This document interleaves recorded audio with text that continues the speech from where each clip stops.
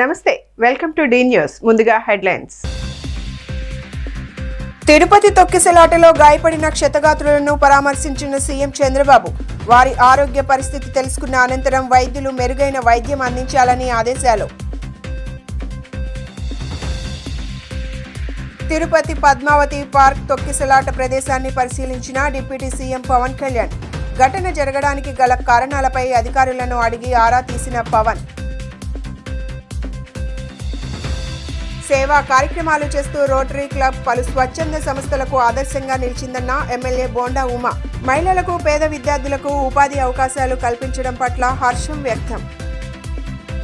తిరుపతి తొక్కిసలాటలో తాము తీవ్రంగా గాయపడ్డామని, ఈ నేపథ్యంలో తమకు వైకుంఠ ద్వార దర్శనం కల్పించాలంటూ సీఎం చంద్రబాబును క్షతగాత్రులు కోరారు. వారి కోరికపై ముఖ్యమంత్రి నారా చంద్రబాబు నాయుడు సానుకూలంగా స్పందించారు. తిరుపతిలో చోటు చేసుకున్న తొక్కిసలాటలో గాయపడి ఆసుపత్రిలో చికిత్స పొందుతున్న క్షతగాత్రులను సీఎం చంద్రబాబు గురువారం పరామర్శించారు. వారి ఆరోగ్య పరిస్థితిని అడిగి తెలుసుకున్నారు. అలాగే తోపులాట ఎలా జరిగిందో భక్తులను సీఎం చంద్రబాబు అడిగి తెలుసుకున్నారు.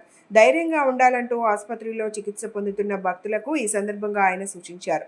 అలాగే గతానికి ఇప్పటికీ ఉన్న తేడా ఏమిటని ఈ సందర్భంగా భక్తులను అడిగి ఆయన తెలుసుకున్నారు.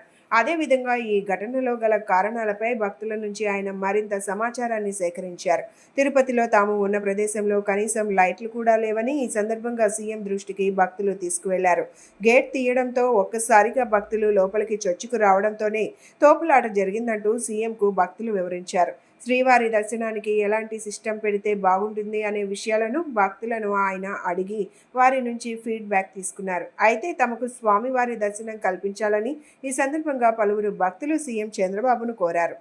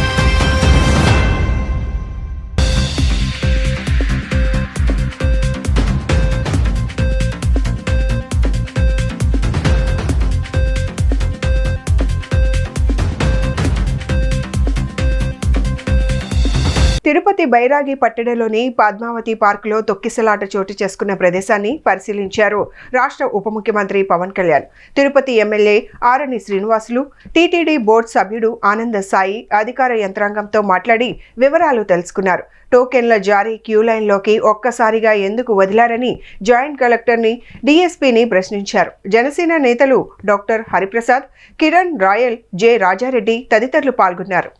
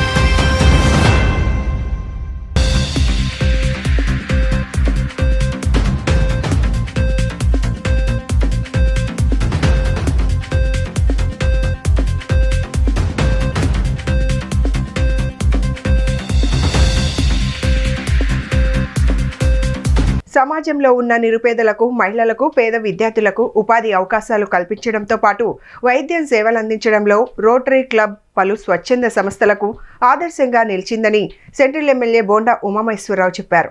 సెంట్రల్ నియోజకవర్గం వేలాది మంది మహిళలకు ఉపాధి అవకాశాలు కల్పించడం కోసం తమ ప్రభుత్వం ప్రత్యేక చర్యలు తీసుకోవడం జరుగుతుందని పేర్కొన్నారు. రజిక కళ్యాణ మండపంలో రోటరీ క్లబ్ ఆఫ్ ఐకాన్ ఆధ్వర్యంలో నిరుపేద మహిళలకు అత్యధికమైన 25 మందికి కుట్టు మిషన్లను ఎమ్మెల్యే బోండా ఉమామహేశ్వరరావు చేతుల మీదుగా అందించారు.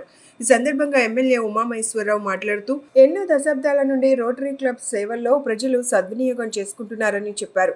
ప్రకృతి విపత్తుల వచ్చినప్పుడు బాధితులకు అనేక సేవా కార్యక్రమాలు అందించడంలో రోటరీ క్లబ్ ఐకాన్ ప్రథమ భాగంలో ఉంటుందని చెప్పారు. పేదలకు ఆర్థిక సహాయం, మెడికల్ క్యాంపులు నిర్వహించడం ఎంతో అభినందనీయమని పేర్కొన్నారు.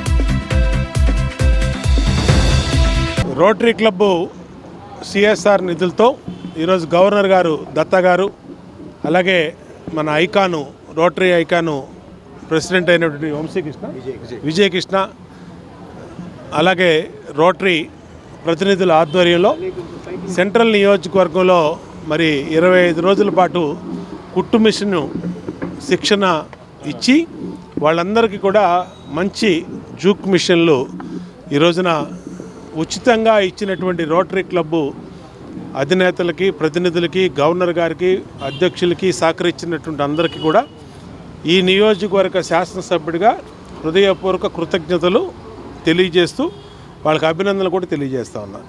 ఎందుకంటే ఇక్కడంతా పేద కుటుంబాలు ఉండే నియోజకవర్గం, రెక్కాడితే కానీ డొక్కాడినటువంటి కుటుంబాలు. ఇటువంటి చోట్ల ఇటువంటి క్లబ్బులు, ఎందుకంటే రోటరీ క్లబ్ అంటే ఎప్పుడు ఏదో ఒక సేవా కార్యక్రమం చేస్తూ ఉంటారు. ప్రకృతి విపత్తులు జరిగినప్పుడు కానీ, అలాగే స్లమ్ ఏరియాస్లో మెడికల్ క్యాంపులు కానీ, ఇలాంటి కుటుంబ శిక్షణ కేంద్రాలు, అనేక పనిముట్లు ఇవ్వటం, ఉచితంగా చేయటం అనేది రోటరీ క్లబ్ ఇంటర్నేషనల్ స్థాయిలో ప్రపంచం మొత్తం చేస్తూ ఉంటుంది. అందరికీ నమస్కారం అండి. నా పేరు రావూరి వెంకట సుబ్బారావు, దత్తా అంటారు. నేను రోటరీ డిస్ట్రిక్ట్ 30-20 అంటే విజయవాడ నుంచి శ్రీకాకుళం దాకా ఉన్న మా ఏరియా అంతా కూడా రోటరీ డిస్ట్రిక్ట్ 30-20 అంటాం. దానికి పూర్వ గవర్నర్ నేను, లాస్ట్ ఇయర్ గవర్నర్ని. మాకు సిఎస్ఆర్ ఫండ్స్ కోల్ ఇండియా వాళ్ళ తరపు నుంచి మాకు ఒక 2 కోట్లు లాస్ట్ ఇయర్ రావడం జరిగింది. దాని నుంచి 800 మందికి ఇలా నిరుపేదలైన ఉమెన్కి ఎవరైతే ఈ మరి కుట్టు మిషన్ల మీద జీవనోపాధి జరుపుకుంటారో వారికి మేము ట్రైనింగ్ ఇచ్చి 14 రోజుల పాటు వాళ్ళకి కుట్టు మిషన్లు ఇవ్వడం జరిగింది. ఒక్కొక్క మిషన్ ట్రైనింగ్ అంతా కలిపి ఒక్కోటి 25,000 రూపాయలు, 800 కుట్టు మిషన్లు ఇక్కడి నుంచి మేము శ్రీకాకుళం దాకా కూడా డిస్ట్రిబ్యూట్ చేసుకుంటూ వెళ్తూ ఉన్నాము.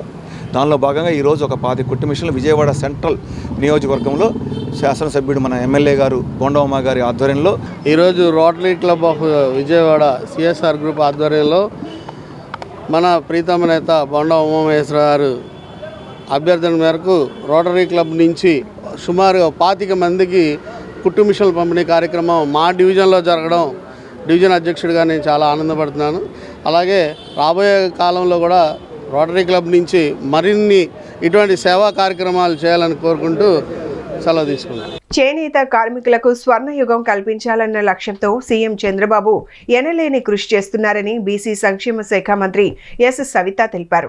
జీఎస్టీ, ముద్రా లోన్స్, జీవిత బీమా తదితర అంశాలెన్నో చేనేతలు తమకు తెలియజేయడం జరిగిందని, సమస్యలను ముఖ్యమంత్రి చంద్రబాబు కేంద్ర మంత్రి దృష్టికి తీసుకువెళ్లామన్నారు. విజయవాడ ఏ కన్వెన్షన్ సెంటర్లో ఏర్పాటు చేసిన హ్యాండ్లూమ్ మార్కెటింగ్ ఎక్స్పో 2024-25ను మంత్రి సవిత లాంఛనంగా ప్రారంభించారు. ఈ సందర్భంగా ఆమె మాట్లాడుతూ చేనేత వస్త్రాలు తెలుగు సంప్రదాయానికి ప్రతీక అని తెలిపారు. రాబోయే సంక్రాంతికి ప్రజలంతా చేనేత వస్త్రాలు కొనుగోలు చేసి ధరించాలని పిలుపునిచ్చారు. తెలుగింటి పెద్ద పండుగ సంక్రాంతిని చేనేతతో జరుపుకుందామన్నారు. చేనేత వస్త్రాలు కొనుగోలు చేసి నేతన్నలకు అండగా నిలవాలని ఆవిడ కోరారు.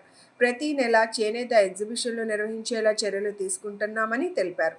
కేంద్ర ప్రభుత్వ సంస్థ వీవర్స్ సర్వీసెస్ సెంటర్ రాష్ట్ర ప్రభుత్వం ఆధ్వర్యంలో విజయవాడలో నీకే హ్యాండ్లూమ్ మార్కెటింగ్ ఎక్స్పోను నిర్వహిస్తున్నామన్నారు. వారం రోజుల పాటు నిర్వహించే ఈ ఎక్స్పోలో 49 స్టాళ్లు ఏర్పాటు చేసినట్లు మంత్రి వెల్లడించారు. రాష్ట్రంతో పాటు తెలంగాణ, ఉత్తరప్రదేశ్, రాజస్థాన్, జార్ఖండ్, మహారాష్ట్ర, పశ్చిమ బెంగాల్, తమిళనాడు, మధ్యప్రదేశ్, జమ్మూ కాశ్మీర్, బీహార్కు చెందిన 49 మంది చేనేత కార్మికులు సొసైటీలు స్టాళ్లు ఏర్పాటు చేశాయన్నారు.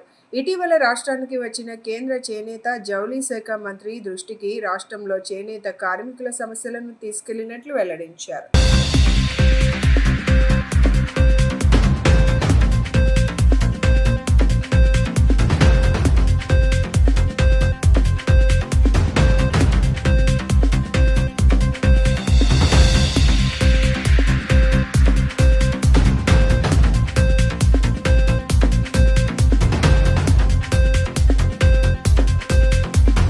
గత 6 నెలలుగా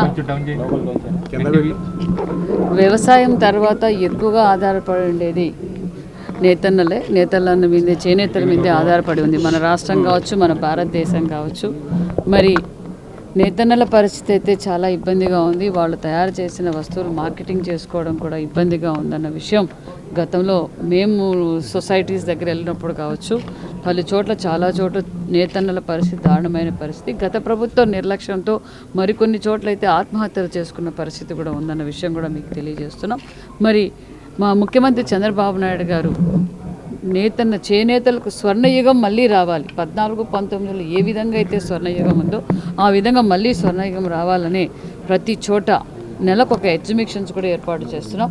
అదేవిధంగా వాళ్ళు తయారు చేస్తున్న ఏదైతే వాళ్ళ చేనేతలు నేస్తున్న చీరలను, వస్త్రాలన్నింటినీ మార్కెటింగ్ చేసుకోవాలి కాబట్టి మార్కెటింగ్ ఆ సదుపాయం కూడా మేము కల్పిస్తున్నాం. అదేవిధంగా సెంట్రల్ నుంచి కూడా వాళ్ళకు కావలసిన సదుపాయాలు, సబ్సిడీలు కూడా ఇస్తున్నాం. అదేవిధంగా రాష్ట్రంలో మరింత చేనేతలకు 365 రోజులు పని కల్పించాలన్నదే మాన్యశ్రీ ముఖ్యమంత్రి చంద్రబాబు నాయుడు గారు, నారా లోకేష్ గారు ఉద్దేశం.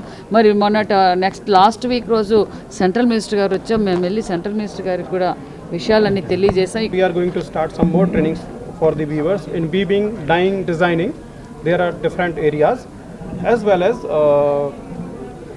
we are also implementing many handloom schemes, Mudra scheme and HSS scheme, Hathkarga Samudra Sahayata, under which our office provide weavers to looms, accessories, jacquards, only on the basis of 10% share of cost of these items. తిరుపతిలో జరిగిన ఘటన చాలా విచారకరమని తూర్పు నియోజకవర్గ MLA Gadde Rammohan వ్యాఖ్యానించారు.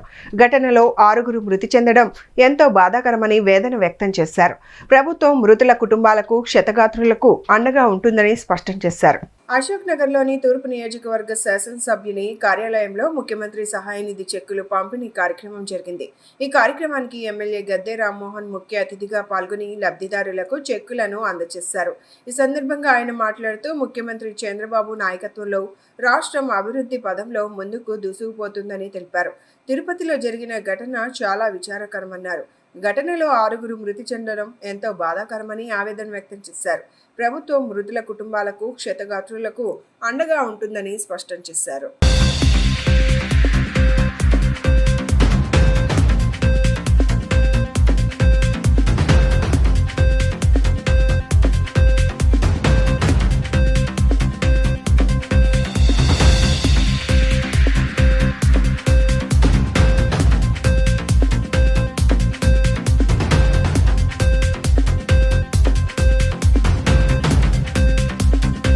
తిరుపతిలో నిన్న జరిగిన సంఘటన చాలా విచారకరం. 6 మరణం చెందటం, కొంతమంది గాయపడటం జరిగింది. చాలా దురదృష్టకరం. తిరుపతి మీద ఈ 5 నెలల్లో చేసిన మార్పులు, అసంఖ్యాకంగా పెరిగిన భక్తులు, మీరు అక్కడ వెళ్ళిన వాళ్ళందరూ కూడా చక్కటి భోజనం పెడతా ఉన్నారు, చక్కటి పలహారం, తిరుపతి లడ్డు చక్కటి నాణ్యత ఇస్తూ ఉన్నారని చెప్పి రోజు రోజుకి కూడా భక్తుల సంఖ్య విపరీతంగా పెరిగి రోజువారీ వచ్చే దేవుడి ఆదాయం కూడా గణనీయంగా పెరగటం ఇక్కడ మనం గమనించుకోవాల్సింది. ఆ గవర్నమెంట్లో, జగన్మోహన్ రెడ్డి గారి గవర్నమెంట్లో ఎప్పుడు కూడా 2 కోట్లు, 2.5 కోట్లు ఉంది. ఈ రోజున 3,70,00,000 నుంచి 4,50,00,000 వరకు కూడా యావరేజ్గా పెరుగుతూ వచ్చింది. దాన్ని బట్టి మనకు అర్థమవుతుంది మరి ఆ రోజునున్న భక్తులు వేసిన కానుకలకి ఇప్పుడు కానుకలు ఎందుకు అంత డిఫరెన్స్ వచ్చిందంటే తూర్పు నియోజకవర్గ శాసనసభ్యుడు గద్దేర్ రామ్మోహన్ గారి కార్యాలయంలో 5గురికి సీఎం రిలీఫ్ ఫండ్ చెక్కులు పంపిణీ చేయడం జరిగింది. గత 5 ఏళ్లలో వైసీపీ ప్రభుత్వంలో మా తూర్పు నియోజకవర్గంలో 5గురికి కూడా చెక్కులు ఇచ్చిన పాపాన లేదు. ఈ రోజున మా ప్రభుత్వం వచ్చి 6 నెలలు తిరగకముందే దాదాపు 100 చెక్కులు ఇచ్చాం. నిరంతరం రోజు ప్రతి డివిజన్లో ప్రతి ఏరియాలో ఎవరో ఒకళ్ళకి ఆపదలో డబ్బులు ఎమర్జెన్సీగా పెట్టుకొని వైద్య ఖర్చులు పెట్టుకొని భరించలేని అప్పులు తెచ్చి ఇబ్బందులు పడుతున్న ప్రజలందరికీ కూడా సీఎంఆర్ఎఫ్ కింద మనం ముఖ్యమంత్రి నారా చంద్రబాబు నాయుడు గారి సహాయ నిధి కింద ప్రతి ఒక్కరికి చెక్కులు అందజేయడం జరుగుతుంది. ప్రధానమంత్రి వైజాగ్ పర్యటనలో ముగ్గురు కలిసి మోడీ వద్ద చెక్కభజన చేశారు తప్ప రాష్ట్ర ప్రజల ఆకాంక్షలను అభివృద్ధిని పూర్తిగా గాలికి వదిలేశారని సిపిఎం పొలిట్ బ్యూరో సభ్యులు బివి రాఘవులు తనదైన శైలిలో చురకలు అంటించారు. మెటల్ స్టీల్ ప్లాంట్ గురించి ముఖ్యమంత్రి చంద్రబాబు నాయుడు మాట్లాడారు తప్ప ఎంతో మంది ప్రాణ త్యాగాలతో సాధించుకున్న విశాఖ స్టీల్ పై ఎందుకు నోరు మెదపటం లేదని ప్రశ్నించారు. పోలవరం నిర్వాసితుల సమస్య పరిష్కారం చేయకపోతే ప్రాజెక్టుకు వ్యతిరేకంగా సిపిఎం పోరాటం చేస్తుందని హెచ్చరించారు. నక్కపల్లి దగ్గర ఉండే బల్క్ డ్రగ్ ప్రాజెక్ట్ నిర్వాసితులకు న్యాయం చేయలేదని ఆరోపించారు. తిరుపతి ఘటనలో చనిపోయిన కుటుంబాలకు సిపిఎం ప్రగాఢ సానుభూతి తెలియజేస్తుందన్నారు.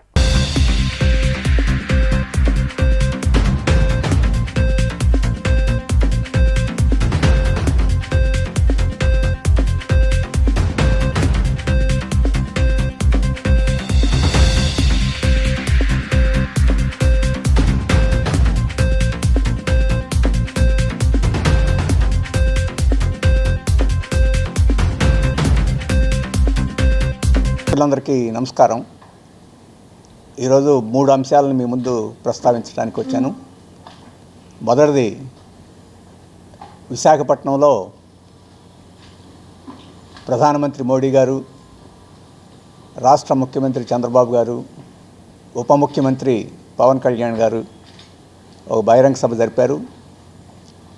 2.808 లక్షల కోట్ల విలువైన ప్రాజెక్టులకి శంకుస్థాపన వర్చువల్గా అక్కడ చేశారు. ఆ సందర్భంలో ఒక సభ జరిపారు. ఆ సభలో పరస్పరం ఈ ముగ్గురు భజన చేసుకోవడం తప్ప ఈ రాష్ట్ర ప్రజలు ఎదుర్కొంటున్న ముఖ్యమైన సమస్యలు, వారు ఆకాంక్షిస్తున్న ప్రధానమైన అంశాల గురించి ప్రస్తావన చేయలేదు. వీరు వారిని పొగడడం, వారు వీరిని పొగడటమే మొత్తం సరిపోయింది. ఈ పొగట్టల కోసం అయితే 1,00,000 మందిని సమీకరించి విశాఖపట్నంలో సభ పెట్టి చెప్పుకోవాల్సిన అవసరం లేదు. వారు మీడియాను పిలిచి ఒక గదిలో కూర్చొని ఆ పొగడ్తలు వినిపించుకోవచ్చు. కానీ ఇంత పెద్ద కార్యక్రమం చేస్తే రాష్ట్ర ప్రజలు, విశాఖపట్నం ప్రజలు ఎంతో ఎదురు చూసిన స్టీల్ ప్లాంట్ గురించి ఒక్క ముక్క కూడా ప్రస్తావించలేదు. వారి ఉపన్యాసాల్లో మిట్టల్ గారి స్టీల్ ప్లాంట్ గురించి మాట్లాడారు చంద్రబాబు గారు. దానికి ఇనప ఖనిజాన్ని పైప్ లైన్ ద్వారా మళ్లించడానికి మోడీ గారు అంగీకరించారని ఆయన్ని ప్రశంసించారు. ఆయనకి మిట్టల్ స్టీల్ పరిశ్రమకు అవసరమైన అనుమతులన్నింటినీ వెంటనే శాంక్షన్ చేసినందుకు ధన్యవాదాలు తెలియజేశారు. ఆ రకంగా మిట్టల్ గారి మీద ఉన్న ప్రేమ, ఎన్నో ప్రాణాలు బలిదానం చేసి సాధించుకున్న విశాఖపట్నం స్టీల్ ప్లాంట్ మీద లేకపోవడం అనేది శోచనీయమైన విషయం. తిరుపతి తొక్కిసలాట ప్రాంతాన్ని సీఎం చంద్రబాబు పరిశీలించారు. కాసేపటి క్రితమే రేణిగుంట ఎయిర్పోర్ట్ నుంచి తొక్కిసలాట జరిగిన ప్రాంతానికి సీఎం చేరుకున్నారు. బైరాగి పట్టణంలో తొక్కిసలాట జరిగిన ప్రాంతాన్ని పరిశీలించిన ఆయన కలెక్టర్, ఎస్పీపై అలాగే టీటీడీ అధికారులపై తీవ్ర ఆగ్రహం వ్యక్తం చేశారు. విధులు కేటాయించిన పోలీసు అధికారికి ఎలాంటి జాగ్రత్తలు చెప్పారని అడిగారు. ఇది క్షమించాల్సిన తప్పు కాదన్నారు. టికెట్లు పంపిణీ కేంద్రంలో తొక్కిసలాటల నియంత్రణకు ముందస్తుగా ఎలాంటి చర్యలు తీసుకున్నారని అధికారులను ప్రశ్నించారు. ఇంతమంది అధికార యంత్రాంగం ఉండి టికెట్ల పంపిణీ ఎందుకు సవ్యంగా చేయలేకపోయారు? ఆఫ్లైన్, ఆన్లైన్లు ఎన్ని టికెట్లు జారీ చేశారు? ఘటనా స్థలానికి అంబులెన్స్ ఎన్ని గంటలకు వచ్చిందంటూ వరుసగా సీఎం ప్రశ్నలు సంధించారు. భక్తుల రద్దీ పెరుగుతుంటే అధికారులు ఏం చేస్తున్నారని ఆగ్రహం వ్యక్తం చేశారు. భవిష్యత్తులో ఇలాంటివి జరగకుండా చర్యలు తీసుకోవాలని, పద్ధతి ప్రకారం పనిచేయడం నేర్చుకోవాలని హెచ్చరించారు. బాధ్యత తీసుకున్న వారు సక్రమంగా నిర్వర్తించాలన్నారు. పరిమితికి మించి భక్తులను లోపలికి ఎందుకు పంపించారని అడిగారు. భక్తులను బయటకు వదిలేటప్పుడు జాగ్రత్తలు తీసుకోవాలి కదా అంటూ చంద్రబాబు ఫైర్ అయ్యారు. ఎందుకు జరిగింది? No excuses. 5 o'clock నేను అడిగింది ఏమంటుంటే క్లియర్ అన్ని ఇక్కడ టికెట్ టోకన్స్ ఇచ్చాను, ఇక్కడ ఎందుకు ఇవ్వలేదు? Answer that.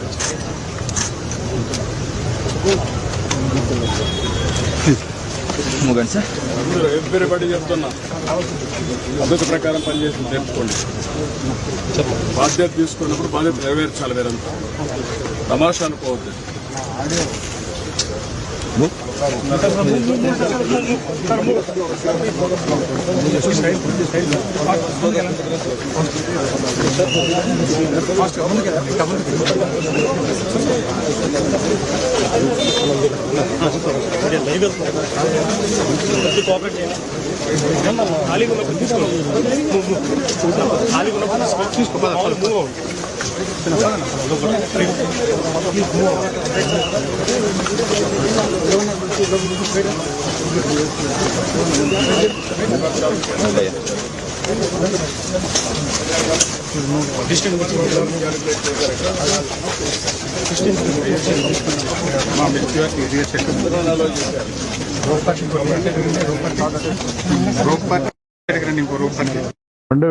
మాట్లాడతారనుకున్నా 2,500 ఎన్కరేజ్ చేశారు.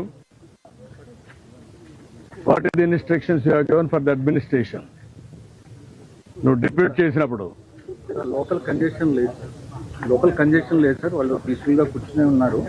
బట్ వదిలేటప్పుడు మాత్రమే అది కంట్రోల్డ్ గా వదలకపోవడమే ఇబ్బంది సార్. ఇక్కడ లోకల్ కంజెషన్ ఒకసారి ఇక్కడ ఇదే న్యూ ప్లేస్ కదా, బీ క్లియర్. న్యూ ప్లేస్ తీసుకొచ్చి పెట్టినప్పుడు you must have dos and do nots. మరి ఎక్కడ అమలు చేశారు మీరు? ఎవడైతే ఒక ఆఫీసర్ ఇక్కడ పంపిస్తారో చెప్పి పంపించాలి కదా. అవన్నీ రిటర్న్ గా ఇచ్చారా? ఏమి ఇచ్చారు? కాపీ ఇవ్వండి నాకు. టీటీడీ విజిలెన్స్ అధికారుల నిర్లక్ష్యం వల్లే తొక్కిసలాట జరిగిందని, ప్రభుత్వ బాధ్యత రాహిత్యానికి ఇది నిదర్శనమని మాజీ మంత్రి ఆర్కే రోజా మండిపడ్డారు. తాడేపల్లి వైఎస్ఆర్సీపీ కార్యాలయంలో ఏర్పాటు చేసిన వివిధ సమావేశాల్లో మాజీ మంత్రి రోజా మాట్లాడుతూ వైకుంఠ ఏకాదశి దర్శనం టోకెన్ల కోసం భక్తులకు ఏర్పాట్లు చేయలేదన్నారు. తొక్కిసలాట బాధ్యులపై క్రిమినల్ కేసులు పెట్టాలని డిమాండ్ చేశారు. ఇంతమంది భక్తులు చనిపోతే పీఠాధిపతులు ఎటు వెళ్లారు? సనాతన యోధుడు అని చెప్పుకున్న పవన్ స్పందన ఏది అని ప్రశ్నించారు. నిజమైన సనాతన యోధుడైతే బాధ్యులపై క్రిమినల్ కేసులు పెట్టాలని డిమాండ్ చేశారు. వాళ్ళకి ఎలా ఉంది, వాళ్ళకి ఏ విధమైన సర్వీస్ అందించి వాళ్ళని బతికించుకోవాలి, ఈ ఘటనకి ఎవరు కారణమో దాన్ని కనిపెట్టి మళ్ళీ జరగకుండా చూసుకోవాలి. ఎందుకంటే ఈ రోజు కూడా మళ్ళీ టోకన్లు ఇచ్చే కార్యక్రమం ఉంటుంది కాబట్టి అవి చేయకుండా మళ్ళీ నీతిమాలిన రాజకీయాలు చేస్తూ దాని నుంచి తాను తప్పించుకోవడం కోసం ఈరోజు ఏ విధంగా అధికారుల నిర్లక్ష్యం అని చెప్పి ఆయన ఒక స్టేట్మెంట్తో దీన్ని కొట్టేయాలని చూడటం నిజంగా ఈ రాష్ట్ర ప్రజలందరూ కూడా అసహించుకుంటున్నారు. ఎందుకంటే ఈరోజు అధికారులను కానీ టీటీడీ పాలక మండలిని కానీ ఎవరు నియమించారు? ఈ చంద్రబాబు నాయుడు గారే కదా. మరి ఒక అసమర్థుడిని ఈరోజు టీటీడీ చైర్మన్గా పెట్టడం జరిగింది, ఒక అసమర్థుడిని ఈరోజు ఎస్పీగా పెట్టడం జరిగింది, ఒక కలెక్టర్ని అక్కడ కలెక్టర్గా పెట్టారు. వీళ్ళెవరికి భక్తుల మీద ప్రేమ లేదు, అభిమానం లేదు, వాళ్ళకి సర్వీస్ చేయాలన్న మైండ్ సెట్ కూడా లేదు. ఎంతసేపు చంద్రబాబు నాయుడు చుట్టూ తిరుగుదామా, ఆయనకి భజన వేస్తే చాలు అనుకున్న కార్యక్రమం మనం 6, 7, 8వ తారీఖున చూసాం. జిల్లాలో ఉన్న తిరుపతి, చిత్తూరు జిల్లా ఎస్పీలతో సహా ప్రతి ఒక్కరూ కూడా చంద్రబాబు నాయుడు చుట్టూ తిరుగుతూ భజన చేస్తూ ఈరోజు ప్రజల్ని గాలికి వదిలేశారు. కాబట్టే నిన్న ఇంత పెద్ద సంఘటన జరిగింది. ఎంత దురదృష్టకరం అంటే ఇదేదో సడన్గా ఈరోజు ప్రోగ్రాం పెట్టారు, మాకు తెలియకపోవడం వల్ల ఇలా జరిగిందని చెప్పడానికి లేదు.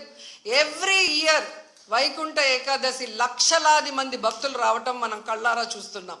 గత ప్రభుత్వం మీరు చూశారు, భక్తులకి ఏ విధంగా సౌకర్యాలని అందించడంలో, వాళ్ళకి సేఫ్టీని క్రియేట్ చేయటంలో, వాళ్ళకు వచ్చిన వాళ్ళకి పిల్లలకి పాలు ఇవ్వటం కానీ, పెద్దవాళ్ళకి వృద్ధులకి షెల్టర్స్ ఇవ్వటం కానీ, ఆడవాళ్ళకి కుటుంబ సభ్యులకి భోజనాలు ఏర్పాటు చేయడం మనం కళ్ళారా చూసాం. కానీ నిన్న ఫుల్ డే జనాలు ఎండల్లో రోడ్ల మీద పార్కుల దగ్గర కూర్చొని ఉంటే మంచినీళ్ళు ఇచ్చేవాళ్ళు లేడు, చిన్నపిల్లలకి పాలు ఇచ్చేవాళ్ళు లేరు, ముసలోళ్ళకి షెల్టర్స్ లేదు, భోజనాలు లేదు. విజయవాడలో ఏర్పాటు చేసిన బుక్ ఫెస్టివల్కు ప్రజల నుంచి విశేష స్పందన లభిస్తుంది. వివిధ ప్రాంతాల నుంచి తరలివస్తున్న ప్రజానికం వారికి అవసరమైన పుస్తకాలను కొనుగోలు చేసేందుకు ఆసక్తి చూపిస్తున్నారు. ఎంతో జ్ఞానాన్ని సంపాదించి పుస్తకాలు అన్నీ ఒకే చోట లభ్యం కావడం పట్ల సంతోషం వ్యక్తం చేస్తున్నారు. అదేవిధంగా ప్రజాశక్తి ఆధ్వర్యంలో జరిగిన పుస్తకాల ఆవిష్కరణ కార్యక్రమంలో సిపిఎం పొలిట్ బ్యూరో సభ్యులు బివి రాఘవులు పాల్గొన్నారు. ఈ సందర్భంగా పుస్తక పఠనం వల్ల కలిగే ఉపయోగాలను ఆయన వివరించారు.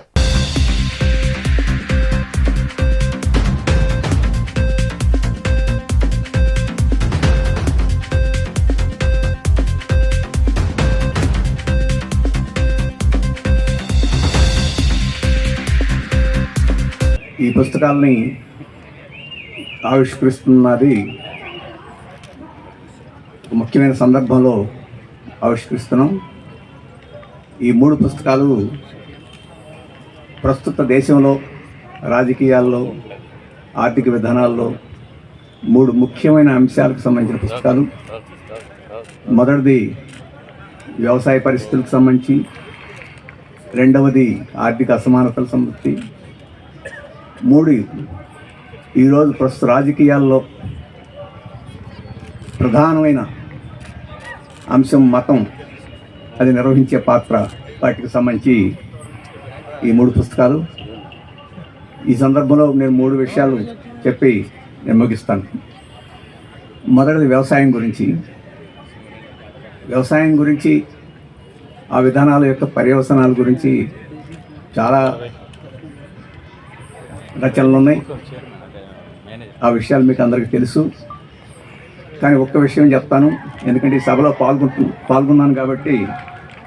ఇంతకుముందే ఈ ప్రకృతి వ్యవసాయం అని చెప్పేసి పుస్తకాన్ని ఇక్కడే రిలీజ్ చేశారు, ఉపన్యాసకులు ప్రసంగించారు. ఈ సందర్భంలో వ్యవసాయం గురించి ఒక విషయం చెప్తాను. ఈరోజు వ్యవసాయం కూడా ప్రకృతికి ఉన్న సంబంధం కన్నా రాజకీయాలకు ఉన్న సంబంధం ఎక్కువ. అందుకని వ్యవసాయాన్ని కూడా రాజకీయాలు నిర్ణయిస్తున్నాయి, వ్యవసాయాన్ని కూడా పెట్టుబడి నిర్ణయిస్తుంది, ప్రకృతి నిర్ణయించడంలో. వాస్తవంగా ప్రకృతి బాధపడుతుంది ఈరోజు జరుగుతుంది. రాజకీయం ఎందుకు నిర్ణయిస్తుంది అని చెప్పేసి అంటున్నా అంటే, ముఖ్యమంత్రి చంద్రబాబు నాయుడు ముందు చూపు, దార్శనికతకు రియల్ టైమ్ గవర్నెన్స్ ఒక నిదర్శనమని రాష్ట్ర పౌర సరఫరాల శాఖ మంత్రి నాదెండ్ల మనోహర్ అన్నారు. టెక్నాలజీలోని పాలన కొత్త పుంతలు తొక్కించగలమని ఆర్టీజీఎస్ ద్వారా సీఎం నిరూపించారని తెలిపారు. సచివాలయంలోని రియల్ టైమ్ గవర్నెన్స్ సొసైటీని మంత్రి నాదెండ్ల మనోహర్ సందర్శించారు. ఆర్టీజీఎస్ ముఖ్య కార్యనిర్వహణాధికారి కె దినేష్ కుమార్ మంత్రికి స్వాగతం పలికి ఆర్టీజీఎస్ పనిచేస్తున్న విధానాన్ని వివరించారు. ఈ సందర్భంగా మంత్రి నాదెండ్ల మనోహర్ మాట్లాడుతూ, ఒక రాష్ట్ర ప్రభుత్వానికి ఇంత మంచి వ్యవస్థ కలిగి ఉండడం అద్భుతమన్నారు. ఈ సాంకేతిక సదుపాయంతో ప్రభుత్వంలో మరిన్ని విప్లవాత్మక మార్పులు చేపట్టగలిగామన్న నమ్మకం ఆర్టీజీఎస్ ను చూశాక కలుగుతోందన్నారు. టెక్నాలజీ కలిగి ఉండటం ఒక ఎత్తైతే డేటా కలిగి ఉండటం అనేది చాలా ముఖ్యమన్నారు. డేటా వాస్తవాన్ని చాటుతుందని, డేటాను ఉపయోగించుకొని క్షేత్రస్థాయిలో ప్రభుత్వ ఆస్తులు, పథకాలు అమలు తీరు, లబ్ధిదారులకు పథకాలు ఎలా అందుతున్నాయి తదితర అంశాలను సమర్థవంతంగా నిర్వహించుకోవచ్చని తెలిపారు. రియల్ టైమ్ గవర్నెన్స్ ను ప్రజలకు ఒక పద్ధతి ప్రకారం క్షేత్రస్థాయిలో, పంచాయతీ పురపాలక స్థాయిలో అందించడానికి ఆర్టీజీఎస్ చక్కగా పనిచేస్తోందన్నారు. ఈ సమాచారంలో శాఖల్లో అమలు చేస్తున్న వివిధ కార్యక్రమాలను ఇంకా మెరుగ్గా ప్రజల్లోకి తీసుకెళ్లడానికి, అలాగే కార్యక్రమాల అమలుకు ఒక నిర్దిష్ట కాల పరిమితి పెట్టుకుని ప్రభుత్వంలో జవాబుదారీతనం పెంచేలా ఉపయోగించుకోవచ్చని ఆర్టీజీఎస్ ను చూశాక నమ్మకం కలుగుతోందన్నారు. ఎంతో ప్రతిష్టాత్మకంగా గౌరవ ముఖ్యమంత్రి గారు చంద్రబాబు నాయుడు గారి చొరవతోటి ఆర్టీజీఎస్ సొసైటీ 2017 నుంచి మన ఆంధ్రప్రదేశ్ రాష్ట్రంలో ప్రారంభించారు. నిజంగా మనం పరిపాలన అద్భుతంగా ప్రజలకు అందించాలన్నప్పుడు ఉన్న వ్యవస్థలోని కొన్ని ముఖ్యమైన అంశాలు, ప్రత్యేకంగా మన దగ్గర ఉన్న డేటా, అదేవిధంగా వాస్తవ పరిస్థితులు, క్షేత్రస్థాయిలో ప్రజలు ఎదుర్కొంటున్న సమస్యలపైన పూర్తి అవగాహన ఉన్నప్పుడు ఖచ్చితంగా మనం పరిపాలన ఇంకా మెరుగ్గా ప్రజలకి తీసుకెళ్ళగలుగుతాం. సో టెక్నాలజీ ఒక ఎత్తు అయితే, డేటా ఏదైతే ఉందో మన దగ్గర, డేటా ఈజ్ ద ట్రూత్. అది డేటా ఎవరు కూడా వేరే విధంగా ఉపయోగించలేరు. డేటా అనేది ఈజ్ ద రియల్ ట్రూత్, నిజం అందులోనే ఉంది. సో ఆ డేటాను ఉపయోగించుకొని ఫీల్డ్ లెవెల్లో ఉన్న మన ప్రభుత్వ ఆస్తులు, క్షేత్రస్థాయిలో ఎవరైతే లబ్ధిదారులు ఎదురు చూస్తున్నారో మంచి పరిపాలన కోసం, ఈ అంశాలపైన భవిష్యత్తులో రియల్ టైం గవర్నెన్స్ ఇంకా ప్రజలకి ఒక పద్ధతి ప్రకారంగా క్షేత్రస్థాయిలో ప్రతి పంచాయతీ లెవెల్లోనూ, మున్సిపల్ లెవెల్లో కూడా మనం అందించడానికి ఈ సొసైటీ ద్వారా చాలా చక్కటి టీం ఏర్పాటు చేశారు. ఇక్కడ ఈ సమాచారంతో మంత్రులుగా మేము కూడా ఒక బాధ్యతతోటి మా శాఖలో ఉన్న వివిధ కార్యక్రమాలు ప్రజలకి ఇంకా మెరుగ్గా తీసుకెళ్ళడానికి ఒక టైం లైన్ పెట్టుకొని, ఒక జవాబుదారితనాన్ని పెంచే విధంగా ఈ సమాచారం ఉపయోగించుకోవచ్చనే నమ్మకం నాకు కలిగింది ఈరోజు సందర్శించిన తర్వాత. టైం ఇచ్చినందుకు అందరూ కూడా, టీం అంతా కూడా చాలా అద్భుతంగా నాకు అవగాహన వచ్చేటట్టు ప్రజెంటేషన్ చేశారు. సో భవిష్యత్తులో తప్పకుండా మా పౌర సరఫరాల శాఖ నుంచి, అదేవిధంగా రాష్ట్ర ప్రభుత్వం నుంచి కూడా ఏ కార్యక్రమం చేసినా కూడా ఈ విధంగా సిద్ధంగా ఉంటే సమాచారంతో ఇంకా మెరుగైన పాలన అందించగలుగుతానని నమ్మకం. తిరుపతి తొక్కిసలాటలో 6 శ్రీవారి భక్తుల మృతికి చంద్రబాబు పాలనా వైఫల్యమే కారణమని కాంగ్రెస్ పార్టీ రాష్ట్ర ఉపాధ్యక్షులు కొలనుకొండ శివాజీ ఆగ్రహం వ్యక్తం చేశారు. టీటీడీ చరిత్రలో ఎప్పుడూ లేనటువంటి ఘోర ప్రమాదం జరిగిందని, వైకుంఠ ఏకాదశి సందర్భంగా ఉత్తర ద్వార దర్శనానికి వచ్చే భక్తులకు టోకెన్లు జారీ చేసే కేంద్రాల వద్ద తొక్కిసలాటలో 6 మరణించడం, పలువురు గాయపడడం బాధాకరమన్నారు. ఈ ప్రమాదంపై తక్షణం విచారణ జరిపి బాధ్యులపై చర్యలు తీసుకోవాలని డిమాండ్ చేశారు. నిన్న తిరుపతిలో టీటీడీ ఆధ్వర్యంలో రాబోయే వైకుంఠ ఏకాదశికి సంబంధించి భక్తులకు టోకెన్లు ఇచ్చే కార్యక్రమానికి సంబంధించి కొంత గందరగోళ పరిస్థితి, క్రౌడు వల్ల 5-6 చనిపోవటం, 1 డజన్ మంది క్షతగాత్రులు అవటం తీవ్రమైన విషాదం. ఈ ఘటనలో మృతుల కుటుంబాలకి ప్రగాఢ సంతాప సానుభూతి తెలియజేసుకుంటూ, ఎవరైతే క్షతగాత్రులు ఉన్నారో వాళ్ళందరూ త్వరగా కోరుకోవాలని కోరుకుంటా ఉన్నా. ఎంతో ఘనమైన చరిత్ర ఉంది తిరుమల తిరుపతి దేవస్థానానికి. క్రైసిస్ మేనేజ్మెంట్ కానీ, క్రౌడ్ మేనేజ్మెంట్ కానీ దశాబ్దాలుగా దీనికన్నా పెద్ద పెద్ద ఈవెంట్స్ నిర్వహించిన ఘనమైన చరిత్ర ఉంది. ఈ మధ్య మహారాష్ట్రకు సంబంధించిన మహారాష్ట్ర నవనిర్మాణ సమితి నాయకుడు రాజ్ థాకరే మాట్లాడుతూ ఒక సూచన చేశాడు. మహారాష్ట్ర షిరిడీ సంస్థాన్ ట్రస్ట్ యాజమాన్యాన్ని, మీకు పద్ధతులు తెలియకపోతే టీటీడీ దగ్గరికి వెళ్ళి నేర్చుకోండి, ఎంత బ్రహ్మాండంగా వాళ్ళు నిర్వహణ చేస్తున్నారో అని కూడా కితాబు ఇచ్చిన వైను కనపడతా ఉంది. మనకు కూడా స్పష్టంగా తెలుసు చరిత్రలో ఇది ఈ విధంగా రావటం మాయని వచ్చే. ఏది ఏమైనా ఈ కార్యక్రమం భవిష్యత్తులో జరగకుండా ఉండటం కోసం ఒక ఉన్నత స్థాయి విచారణ కమిటీ వేయాలని చెప్పి, వాళ్ళని ఆదుకోవాలని చెప్పి, బాధితులు తాలూకా వాళ్ళకి టీటీడీలోనే పునరావాసం కలిగించే దానికోసం ఒక శాశ్వత ఉద్యోగాన్ని వాళ్ళకి ఏర్పాటు చేయాలని చెప్పి ఈ ప్రభుత్వాన్ని కోరుకుంటా ఉన్నాం. సంక్రాంతి పండుగ సందర్భంగా విజయవాడ సిపి రాజశేఖర్ బాబు ఆధ్వర్యంలో ఎలాంటి కోడి పందాలకు, కాసినో, జూదాల వంటి వాటికి ఎక్కడ అనుమతులు ఇవ్వలేదని విజయవాడ రూరల్ డీసీపీ మహేశ్వర్ రాజు తెలిపారు. బుధవారం నందిగామ సబ్ డివిజన్ పోలీస్ అధికారి కార్యాలయం ఆవరణలో గంజాయి కేసుకు సంబంధించిన వివరాలు అందజేసిన అనంతరం విలేకరులతో మాట్లాడారు. ఎన్టీఆర్ జిల్లాలో ఎక్కడా కూడా కోడి పందాలకు, కాసినో, జూదాల వంటి వాటిని జరగకుండా నిరోధించడానికి చర్యలు తీసుకుంటామని చెప్పారు. పెనుగంచి ప్రోలులో కాసినో, జూదాలు ఏర్పాటు చేస్తున్నారనే వాదాంతాలపై అడిగిన ప్రశ్నకు సమాధానంగా సంక్రాంతి పండుగ సందర్భంగా ప్రతి గ్రామంలో ఆయా శాఖల అధికారులను కమిటీగా ఏర్పాటు చేసి కోడి పందాలను, జూదాలను నిరోధించడానికి చర్యలు తీసుకుంటామని చెప్పారు. అలాగే ఎన్టీఆర్ జిల్లాలో ఉన్న జాతీయ రహదారిపై జరుగుతున్న రోడ్డు ప్రమాదాలను నివారించేందుకు చర్యలు తీసుకుంటున్నామని తెలిపారు. అలాగే వాహనదారులు ప్రయాణించే సమయంలో తప్పనిసరిగా హెల్మెట్ ధరించాలని, ఇప్పటి వరకు వాహనాల మీద ఉన్న చలానాలను చెల్లించాలని, లేనట్లయితే వాహనాలను సీజ్ చేస్తామని తెలిపారు. ఈ సమాచారం ఇప్పుడిప్పుడే మాకు వస్తుంది. దీని మీద తగిన చర్యలు తీసుకోవడం జరుగుతుంది తప్పనిసరిగా. కోడి పందాల మీద కూడా ఆల్రెడీ టీమ్స్ ఫామ్ చేయడం జరిగింది. అన్ని డిపార్ట్మెంట్ల సౌజన్యంతో revenue, animal husbandry, police, Panchayati Raj డిపార్ట్మెంట్లతో కమిటీలుగా ఏర్పాటు చేయడం జరిగింది. వాళ్ళు కూడా సర్వేలెన్స్ నిఘా పెట్టడం జరిగింది. ఎక్కడ కూడా జరగకుండా అన్ని చర్యలు జిల్లా యంత్రాంగం తరఫున పోలీసు వారు కూడా జిల్లా యంత్రాంగం తరఫున తగు చర్యలు తీసుకుంటారు. కోడి పందాల పేరు చెప్పి ఆ క్యాసినో నిర్వహిస్తారా? దానికి పర్మిషన్ ఇస్తారా? పర్మిషన్ ఎట్టి పరిస్థితుల్లో ఉండదు. నిర్వహించడానికి లేకుండా తగు చర్యలు తీసుకుంటారు. సార్, గత కొన్ని సంవత్సరాలుగా సంక్రాంతి వచ్చే ముందు జిల్లా పోలీస్ యంత్రాంగం కానీ కలెక్టర్ గారు కానీ ఇదే స్టేట్మెంట్లు ఇస్తున్నారు. లాస్ట్ 3 రోజులు మాత్రం చేతులు ఎత్తేస్తున్నారని ఆరోపణ ఉందండి. ఆచరణలో చేయట్లేదని. అది తప్పకుండా చేస్తామండి. ఇప్పటికే బరులన్నీ ఏర్పాట్లు జరుగుతున్నాయి. అధికార పార్టీ నుంచి పోలీస్ డిపార్ట్మెంట్ కానీ ఓవర్లుగా ఆదేశాలు వచ్చినాయి కట్టుకోవడానికి. అలాంటిదేం లేదు. దీనిపై మేము విలేజ్ కోఆర్డినేషన్ కమిటీసు, అలాగే మండల కోఆర్డినేషన్ కమిటీసు, అలాగే డివిజన్ కూడా పెట్టాము. అవి డైలీ ఎక్కడ బరి ఉంది, వాళ్ళ ప్రిపరేషన్ ఉందో అక్కడ మేము విజిబుల్గా వెళ్ళి చెక్ చేస్తున్నాము. వాళ్ళకి వార్న్ కూడా చేస్తున్నాము. డే అండ్ నైట్ బీట్స్ కూడా సర్వ్ చేస్తున్నాము. ఆ ప్లేస్లో అక్కడ జరగడానికి ఎటువంటి అనుమతులు ఇవ్వలేదు. రాష్ట్రంలో ఆరోగ్యకరమైన వాతావరణాన్ని కల్పించాలనే సంకల్పంతో ప్రభుత్వం పనిచేసి వైద్య శాఖకు బడ్జెట్లో అధిక నిధులు కేటాయించి ప్రజల ఆరోగ్య భద్రతపై ప్రత్యేక దృష్టి సారించాలని ప్రజారోగ్య వేదిక రాష్ట్ర అధ్యక్షులు డాక్టర్ ఎంవి రమణయ్య, ఐఎంఐ అధ్యక్షులు బి హనుమయ్య కోరారు.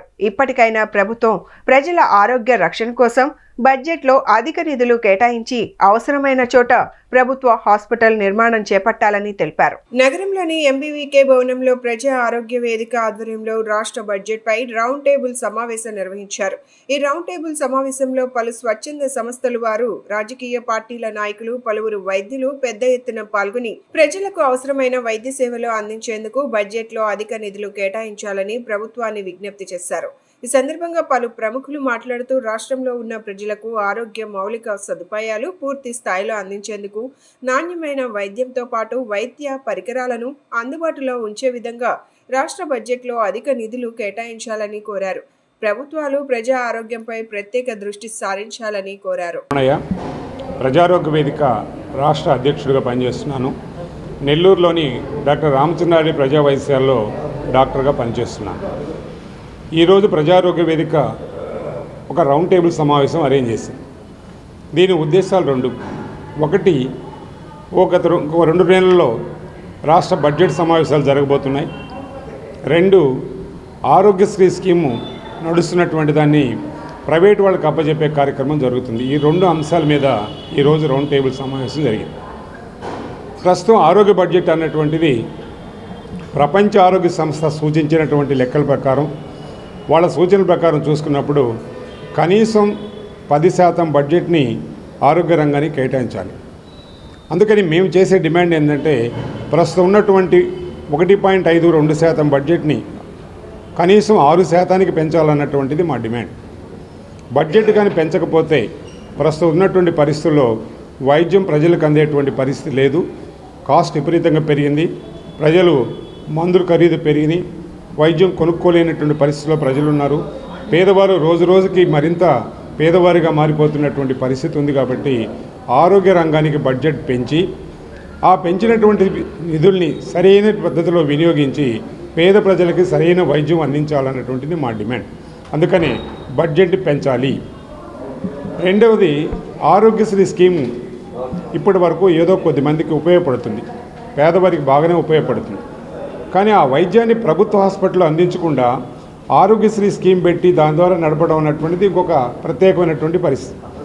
ఎక్కడైనా ప్రభుత్వ వైద్యం బాగా ఉన్నప్పుడు మాత్రమే సాధారణ ప్రజలు ఆరోగ్యం బాగుండేటువంటి పరిస్థితి. బులెటిన్ ముగించే ముందు హెడ్లైన్స్ మరొకసారి. తిరుపతి తొక్కిసలాటలో గాయపడిన క్షతగాత్రులను పరామర్శించిన సీఎం చంద్రబాబు. వారి ఆరోగ్య పరిస్థితి తెలుసుకున్న అనంతరం వైద్యులు మెరుగైన వైద్యం అందించాలని ఆదేశాలు.